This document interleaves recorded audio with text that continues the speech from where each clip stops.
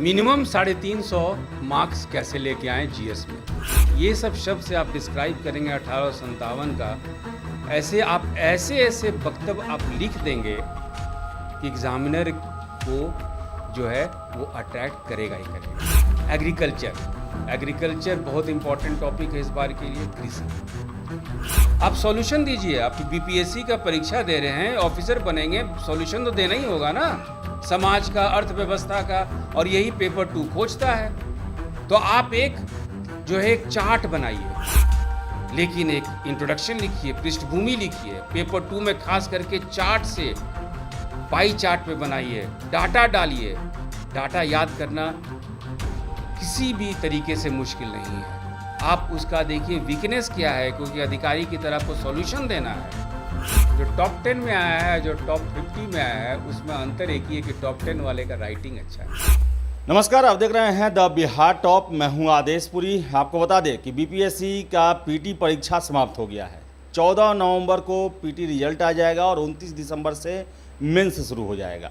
सबसे अहम परीक्षा, सबसे मुख्य परीक्षा मेंस ही होता है, क्योंकि इसी के आधार पे आपका जगह लगभग पक्का होता है बीपीएससी में, और इंटरव्यू जो है वो रैंक पक्का करता है। हमारे साथ हैं केएस आईएएस के राकेश सर हैं। इनसे हम बात करेंगे कि आखिर मेंस में कैसे प्रभावशाली उत्तर को लिखा जाए कि ज़्यादा से ज़्यादा अंक को प्राप्त किया जाए। क्योंकि आपको बताएं कि अब जो है आईआईटी वाले, टेक्निकल डिग्री वाले बहुत ज़्यादा आकर्षित हो रहे हैं बीपीएससी की तरफ। ऐसे में आपका जो लिखावट है कैसे प्रभावशाली हो, इसको लेकर बात करेंगे। सर, मेंस जो है मुख्य अब परीक्षा अब शुरू हो रही है, इसी के आधार पर सारा सर ये कट ऑफ बनता है। कैसे सर इसके लिए सब प्रभावशाली तरीके से तैयारी किया जाए, और सबसे मेन है कि जो आप पढ़ते हैं उसको अच्छे से आप एग्जामिनेशन हॉल में लिख दें, इसके लिए क्या स्ट्रेटजी होनी चाहिए? Thank you sir. हमारे इस सेशन में हम लोग कॉन्सेंट्रेट जनरल स्टडीज, समान अध्ययन मेंस पे करेंगे, पेपर 1 और पेपर 2। और हमारा ऑब्जेक्टिव है, उद्देश्य है इस चर्चा का कि मिनिमम 350 मार्क्स कैसे लेके आए जीएस में। हम 2 उदाहरण लेंगे, एक पेपर 1 से लेंगे और दूसरा पेपर 2 से लेंगे, और लास्ट में हम लोग चर्चा कर लेंगे कुछ इम्पॉर्टेंट टॉपिक्स का, प्रायोरिटी वाला। तो पेपर 1 पे यदि हम लोग देखा जाए तो 1857 का विद्रोह, 1857 का जो रिवोल्ट है, वो इम्पॉर्टेंट टॉपिक है। 1857 का विद्रोह पे क्वेश्चन बहुत बनता है। एक साधारण क्वेश्चन बनता है स्ट्रेट फॉरवर्ड, इसका कारण क्या था। दूसरा क्वेश्चन बनता है जो हिस्टोरियन के आपस में विवाद है कि इसका प्रकृति क्या था, what was the nature of the 1857 revolt. क्या सिपाही रिवोल्ट था या फर्स्ट वॉर ऑफ इंडिपेंडेंस था। तीसरा जो बिहार के संदर्भ में बनता है कि 1857 विद्रोह का योगदान क्या था इंडिया लेवल पे और बिहार के लेवल पे। तो सबसे महत्वपूर्ण चीज़ है कि यदि आपको एग्जामिनर को अट्रैक्ट करना है अपने वर्ड से, अपने इंट्रोडक्शन से, पहला तो एक पृष्ठभूमि बनाइए। और हम लोग स्टार्ट कर सकते हैं कि लॉर्ड कैनिंग को जब फेयरवेल दिया जा रहा था लंदन से इंडिया जाने के लिए, तो इंडियन सिचुएशन पे उनसे इंटरव्यू लिया गया था सर। तो लॉर्ड कैनिंग बोले थे कि the sky of India has small bubbles not more than a fist, but sooner or later it will burst and it will ruin the empire. और यही हुआ सर। 2 साल के बाद, ये 1855 का स्टेटमेंट है, और 2 साल के बाद हम लोग 1857 का विद्रोह देखते हैं। इस विद्रोह में, इस पॉइंट को डालिएगा, इस विद्रोह में सिपाही के अलावा समाज के हर एक वर्ग के लोग इसमें भागीदारी थे। उनका एक लक्ष्य की प्राप्ति था। सबसे महत्वपूर्ण इंपॉर्टेंट ये है कि 1857 का विद्रोह एक बंद अध्याय नहीं था, बल्कि भावी पीढ़ी के लिए एक जीवंत एक परिणाम देके गया, एक जीवंत उद्देश्य देके गया। आपको शब्दों के साथ इंडिया और ब्रिटेन, भारतीय और ब्रिटिश साम्राज्य के उस शब्दों के आधार पर रिलेशन को डिस्क्राइब करना है। जैसे कि हम लोग कह सकते हैं कि the empire East India Company consolidated its position in India on the basis of treachery and fraud. धोखा पे, है ना, दुर्व्यवहार से, रेशियल सुपरियरिटी का कॉन्सेप्ट डालना है, नस्लीय श्रेष्ठता, है ना, ये सब कुछ शब्द है, कुछ इम्पॉर्टेंट शब्द है जिसके हिसाब से आपको है। रिप्रेसिव फाइनेंशियल पॉलिसी, है ना, जो है कि एकदम दमनकारी वित्तीय नीति। तो हर एक वर्ग को टच करते हुए सही सही आपको जो है शब्दों का इस्तेमाल करके 1857 को विद्रोह देना है। आपको बताना है कि किस तरह से समाज के हर एक लोग इसमें इन्वॉल्व हुए हैं। कुछ आप टाइम्स लंदन के एक आर्टिकल निकला था 1870 में, 1857 के बाद 1870 में लंदन में ये न्यूज़पेपर में निकला था कि एक बहुत बड़ा फैक्टर जो 1857 का विद्रोह था वो था मेम साहब। आज जो हम लोग मेम साहब कल्चर सुनते हैं, वो मेम साहब कल्चर सर 1857 में आया था, क्योंकि उनकी जो वाइफ थी, जो मैडम थी, वो बहुत ज़्यादा एक्सप्लॉयटेशन करते थे, बहुत ज़्यादा ही दुर्व्यवहार करते थे वो अपने डोमेस्टिक सर्वेंट के साथ। इसीलिए जब मेरठ से सिपाही दिल्ली पहुँचे तो पहला काम जो है यही लोग घरेलू जो नौकर जो आप कहिए, वो लोग डोमेस्टिक सर्वेंट, डोमेस्टिक हेल्प, ये लोग पहले जो है खुद अत्याचार जो किए मेम साहब पे। इसीलिए इंग्लिश हिस्टोरियंस बार बार कहते हैं 1857 वॉज एन बारबेरियन एक्ट, एक जो है ना जंगली एक कृत्य था, बर्बरतापूर्ण जो शब्द डिस्क्राइब किया था, ये डिस्क्राइब किया जाता है। एक डर का माहौल था, घृणा वाला डर, ये शब्द घृणा था लेकिन घृणा वाला डर। एमिली एडन एक राइटर थी जो कि लॉर्ड ऑकलैंड की सिस्टर भी थी, वो भारत इसी समय आई थी और उनको एक नील के इंडिगो फैक्ट्री के बगान मालिक उनको अपने साथ खेत पे ले गए, और खेत पे ले गए और अपने साथ बुलडॉग लेके जाते थे, और बुलडॉग जब लेके जाते थे तो जैसे ही खेत पे पहुंचते थे कुत्ते को छोड़ देते थे। कुत्ता को देख के सारे मजदूर भागे फिरते थे। तो ये डर का माहौल उन लोग बनाया था, इस डर के अगेंस्ट में विद्रोह था। योगदान का कोरेली ऐसे दीजिए सर कि हम तो बड़े हुए 1970 में फिल्म देख के, आज भी एक कहावत मशहूर है हिंदी फिल्म जगत में हमारे घर में कि सो जाओ बच्चा नहीं तो गब्बर सिंह आ जाएगा। और ये कथन 1857 के लिए बहुत सही बैठता है, इसलिए सर कि 1857 में देखेंगे जितना एफआईआर हुआ है और जितना मास लेवल पे किलिंग हुआ है, इतने लोगों को मौत के घाट उतार दिया गया है, तो हर एक दूसरे घर के लोग प्रभावित है। किसी के चाचा को फांसी लगा, किसी के नाना को फांसी लगा, किसी के भैया को लगा, कोई बहन इससे त्राहिमाम है, किसी की माँ विधवा हो गई। अब जो है इससे क्या हुआ कि जब उस घर में बच्चे का जन्म होता था तो अगले 10 साल 15 साल तक 1857 का कहानी सुनाया जाता था कि देखो तुम्हारे चाचा जेल गए, देखो तुम्हारे भैया जेल गए, तुम्हारे फूफा को फांसी लग गया। और आप देखेंगे 1857 का विद्रोह के बाद अगले 10 साल 15 साल के बीच में किसका किसका जन्म हुआ है। मोहनदास करमचंद गांधी, आपका जन्म हुआ है, मोतीलाल नेहरू, रविन्द्रनाथ टैगोर, स्वामी विवेकानंद, सब जितने भी महत्वपूर्ण जो लीडर हैं, इनका बचपन कैसे गुजरा। 1857 का कहानी, बहुत सारा योगदान है 1857 का। और इसी योगदान में से सबसे महत्वपूर्ण योगदान है कि आज का जो स्वतंत्र संग्राम है, यही 1857 ही उसको आकार दिया, यही दिशा दिया। यही बात वीडी सावरकर लिखते हैं, first war of independence, Bharat का पहला स्वतंत्र संग्राम। वो इसलिए लिखते हैं कि भारत का पहला स्वतंत्र संग्राम था, बल्कि इसलिए लिखते हैं कि ये आपको एक दिशा दे दिया आगे के लिए।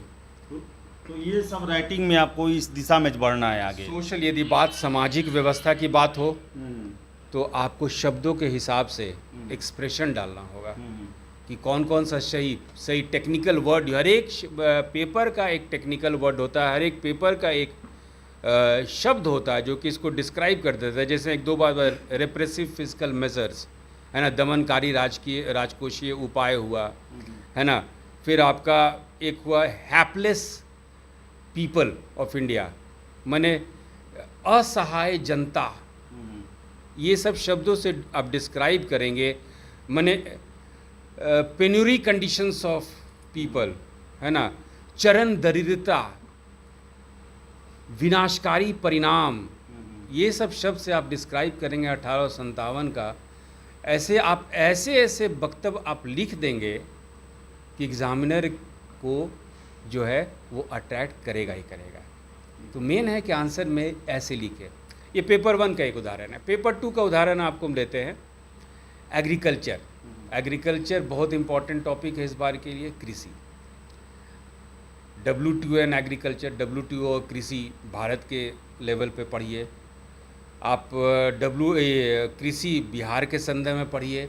बिहार के संदर्भ में जब पढ़िएगा तो याद रखिएगा पेपर 2 में हमेशा क्वेश्चन के आधार पे आप समाधान दें, चाहे क्वेश्चन में समाधान पूछा हो चाहे नहीं पूछा हो, आपको सॉल्यूशन देना ही है। एक तरीका बताते हैं सर, देखिए मान लीजिए कृषि पे क्वेश्चन है, कृषि पे बहुत तरीके का क्वेश्चन बन जाता है। एक आपको थोड़ा सा हम इंट्रोडक्शन देते हैं।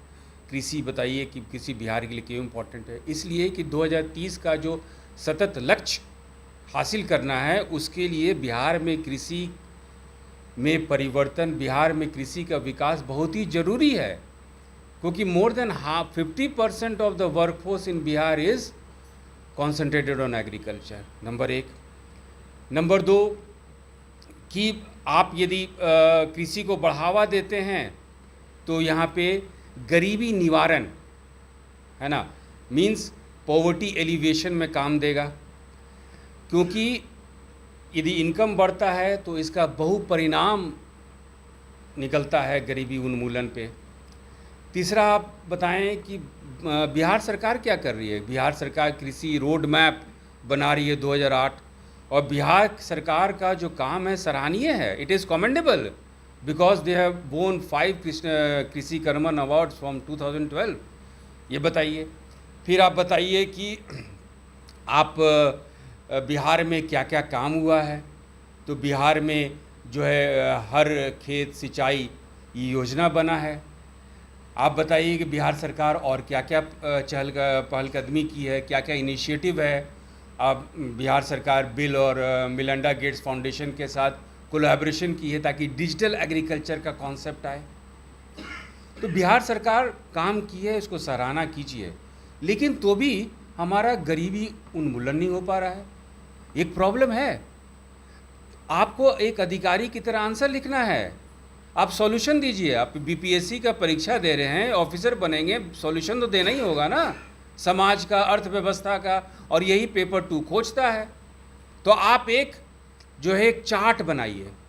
चार्ट में बनाइए बिहार भौगोलिक क्षेत्र कितना है, अंग्रेजी में मिलियन हेक्टेयर में लिखिए, हिंदी में लाख हेक्टेयर में लिखिए। फिर लिखिए कि कृषि युक्त भूमि कितना है, वन क्षेत्र कितना है, कितना भूमि उपलब्ध है आपका जो है कृषि कार्य के लिए, कितना भूमि उपलब्ध है बिल्डिंग के लिए। ठीक है, क्योंकि आपको सॉल्यूशन देना है सरकार को कि भाई हमारे यहाँ कृषि इतना विकास किया है तो भी हम लोग पॉवर्टी एलिवेशन में पूरे इंडिया में सबसे नीचे आ गए हैं, इसको कैसे ठीक करें। तो ठीक करने का आप तरीका बताइए कि बिहार में सबसे बड़ा प्रॉब्लम है कि 90% जो खेत का जोत है सर, लैंड होल्डिंग्स है, वो सीमांत किसान और लघु किसान है, small and marginal farmer. Small and marginal छोटा छोटा खेत का टुकड़ा है, तो सर यंत्रीकरण कैसे होगा, कैसे आप टेक्नोलॉजी लगाएंगे, कैसे मैकेनाइजेशन लगाएंगे। कोई अच्छा ट्रैक्टर है, कितने दूर तक आप चला पाएंगे, है कि नहीं। आप दूसरा बताइए क्लाइमेट रेजिलिएंट प्रोग्राम्स, माने कि जलवायु प्रॉब्लम है। आप बिहार का ज्योग्राफी बताइए कि देखिए गंगा नदी 2 पार्ट में डिवाइड कर रही है। यदि नॉर्थ बिहार देखें तो बाढ़ प्रोन एरिया है, बाढ़ प्रवण क्षेत्र, फ्लड प्रोन एरिया। दक्षिण बिहार देखिए तो सूखा प्रवण एरिया है ना, ड्रॉट प्रोन एरिया। और ऐसे स्थिति में आपको जो है जलवायु अनुकूल कृषि करना है, जिसको कि अंग्रेजी में हम लोग क्लाइमेट रेजिलिएंट प्रोग्राम्स कहते हैं। आपको अनुसंधान और रिसर्च करना है, एक्सटेंशन प्रोग्राम बनाना है फार्मर्स के लिए कि किस तरह का नया विधि आप बनाएं, किस तरह से नया टेक्निक इस्तेमाल करें। और ये भी बताना है कि बिहार सरकार क्या क्या की है, ऐसी बात नहीं है। आपका श्री विधि राइस में आपका फूड ग्रेन प्रोडक्शन बढ़ा है बिहार में, ये डाटा दीजिए। लेकिन अपॉर्चुनिटी है, अवसर है, इसको और बढ़ाया जा सके। और कृषि बढ़ाना हमारे लिए महत्वपूर्ण है, क्योंकि एक किसान को एग्रीकल्चर के अलावा एक्स्ट्रा इनकम मिल जाएगा यदि आप मत्स्य पालन करते हैं। मत्स्य पालन करने के लिए हमारे पास नेचुरल रिसोर्स है। चौर एरिया को डेवलप कीजिए, आपको मछली पालन के लिए उससे अच्छा नेचुरल है नहीं सकता। आप एक्सपोर्ट कर सकते हैं, आप कृषि का विपणन कीजिए, marketing of agriculture products of Bihar. GI tag के तरफ पढ़िए, हम लोग इसमें अचीव भी किए हैं। तो कहने का मतलब है कि पेपर 2 हालांकि स्टूडेंट्स को बहुत ही मुश्किल लगता है। सबको ही बोलते हैं आंसर राइटिंग प्रैक्टिस कीजिए, आंसर राइटिंग प्रैक्टिस कीजिए, लेकिन एक इंट्रोडक्शन लिखिए, पृष्ठभूमि लिखिए। पेपर 2 में खास करके चार्ट से, पाई चार्ट पे बनाइए, डाटा डालिए। डाटा याद करना किसी भी तरीके से मुश्किल नहीं है।